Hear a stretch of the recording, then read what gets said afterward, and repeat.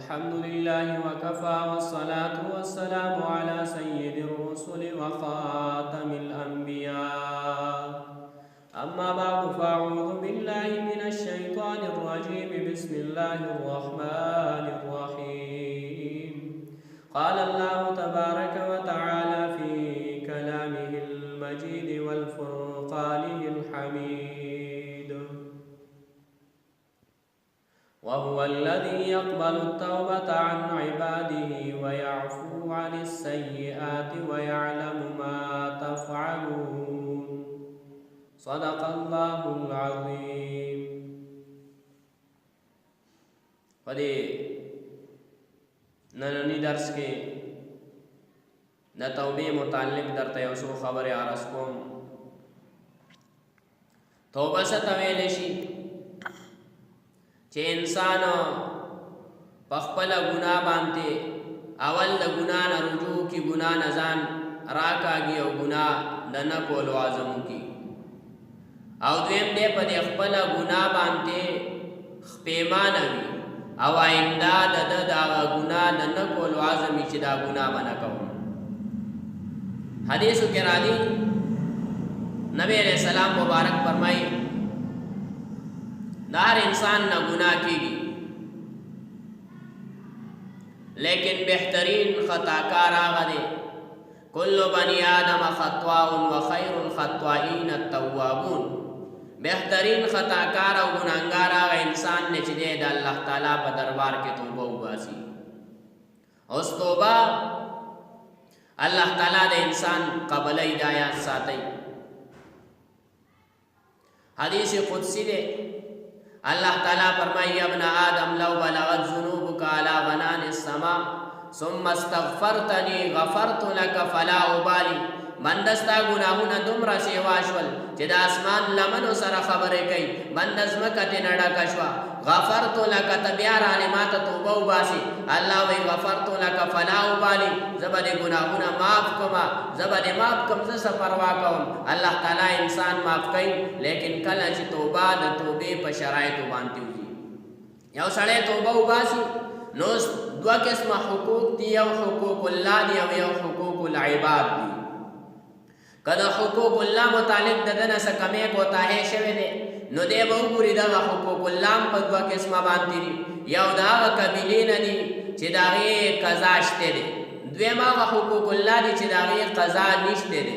نو کددنا آغا حقوق اللہ دا اللہ تعالی آغا حق پاتے شوے دے چی داغی قضا شتے او دے توبہ باسی نو دے باول اگر آو گردے بطوری مثال مستے پاتے شوے دے با مزر آو گرزئی، روجہ پاتے دا زکاة وغیرہ دا آغا حقوق اللہ دی چی دا دے قضا باقاعدشتے دے باول دار آو گرزئی او دا غین بعد با دے توبہ باسی. کدا سے توبہ باسی چی توبہ و حقوق اللہ اگر ادا کری ندی راگرزولی ندی نو دا توبہ گورے دا نہ قبلے گی. طول علماء امام ابو حنیفہ رحمہ اللہ، امام شافعی رحمہ اللہ، امام احمد ابن حنبل رحمہ اللہ، امام مالک رحمہ اللہ، طول فقہاء دا خبر پدے اتفاق تے کدا سے دے پر لکاو پیرے توبہ باسی خدا توبہ نہ قبلے گی. توبہ بانو قبلے گی چے کم حقوق اللہ کی در نموز پاتے شوے دے راوے گرزوا. بطوری مثال زاننا حسابو لگو گمان ستادا دے چمانے یو سن موزون دا سہر پاتے شوی دی نو نیت تڑے دا سوائے چن دا اولنی دا سہر موز اولنے پکی آدا وچی آغا دیو کنو بیا چے بلا رز نیت تڑے بیا وائی اولنے آغا بلا اولنے شو پدا غی طریقہ بانتی نیت تڑاو دا موزون راو گرزو بیا اللہ تعالیٰ سوچت کا اللہ گناہ اللہ ماپ کے بخنا راتاو کنو بیا بلی اللہ تعالیٰ گناہونا ماپ کئی و بخنا بدرتا کئی. نو دا یو قسم حقوق اللہ چی دا غیر قضاش پی اغبر آگر زی بیا بطوبہ باسی نو اللہ برنا توبہ قبلی. دویم آغا حقوق اللہ دی چی دا غیر قضا نشتے بطور مثال زنا دا، بطور مثال په تبلیغ کې امر بالمعروف نهی عن المنکر کې د کمې کوتاهی کړی دی د دې قضا نشته الله تعالی سوچت کا الله مانه کمې کوتاهی شوی دی ګناه رانه شوی ده او داسې حقوق دي چې قضا یې نشته الله ماته بخښنه وکړي الله تعالی به درته بخښنه وکړي او بل چې که تعلق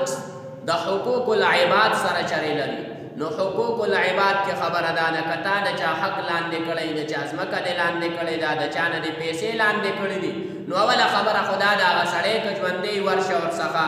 یا ورته هغه پیسې او هغه حق ورته ورکړه الله به درته معافي وکړي که حق دې نه ورکو دوره ورته ووایه یاره بخښنه راته کوه که څه کمې کوتاهی شوي او د خولې نه یې ووتل چې یاره ما معاف کړی بخښلی مې خپل حق مې درته بخښلی دی بیا به دې الله تعالی درته معافي وکړي او بخښنه به درته وکړي